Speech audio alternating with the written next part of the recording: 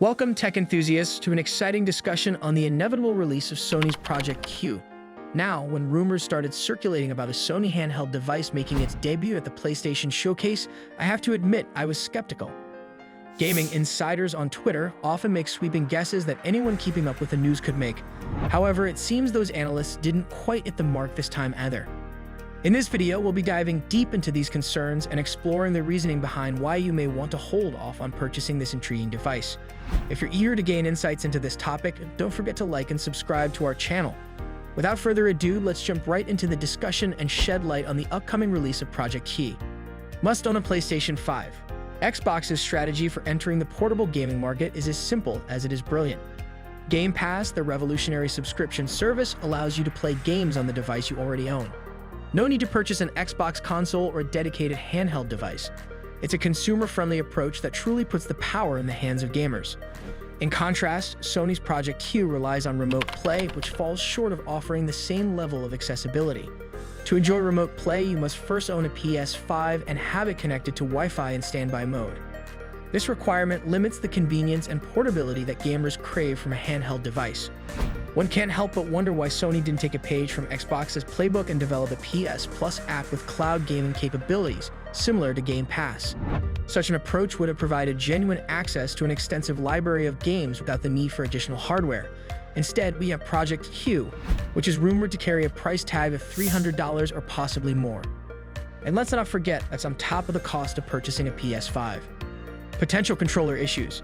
As a passionate tech reviewer, I can't help but raise a red flag when it comes to the durability and functionality of this device's controller.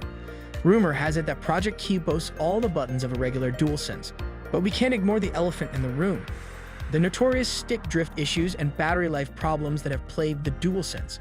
As a seasoned consumer, I've personally experienced enough frustrations with Sony's lack of solutions for these persistent issues, especially with the DualSense Edge.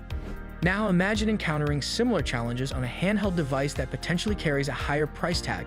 It's a valid concern that could deter potential buyers from taking the plunge. Overcoming cloud gaming obstacles. While the Q Lite is said to diverge from cloud-based gaming, it may encounter similar obstacles faced by on-the-go cloud users. Streaming graphically intensive titles over weaker internet connections has been a challenge, even with renowned services like Xbox Cloud Gaming, Nvidia GeForce Now, and the now-retired Google Stadia. Now let's talk about PlayStation's remote play feature. Unlike cloud gaming, which relies on one stable internet connection, remote play demands two reliable connections if you wish to enjoy your games away from home. That means leaving your internet router and PS5 powered on, creating potential inconveniences and additional costs. Moreover, sharing your PS5 with others back home becomes problematic since the Q Lite doesn't allow simultaneous usage. Although the Q Lite may not live up to the expectations set by Sony's previous handheld consoles, rumors suggest it aligns with Sony's reported strategy of expanding peripheral devices for the PlayStation 5 and potential future iterations like the rumored PS5 Pro. From detachable disk drives to wireless earphones and headsets, Sony seems to be embracing a broader ecosystem.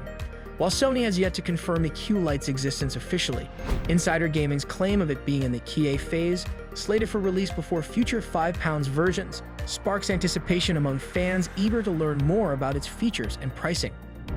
So my dear viewers, considering these potential obstacles and Sony's broader peripheral approach, it's crucial to weigh the pros and cons before making a purchase decision. Stick around as we delve deeper into the Q Lite's prospects and explore whether it could be a handheld gaming solution you've been waiting for. And that concludes today's video, where we delve into all the information regarding the Q Lite handheld. Now that we've discussed the potential drawbacks and challenges it may face, we'd love to hear your thoughts. Will you still be considering purchasing this product? Let us know in the comments below. If you enjoyed this video and found it informative, please don't forget to hit the like button on your way out. Make sure to subscribe and turn on notifications so you won't miss our future content. Thank you for watching, and we'll catch you in the next one.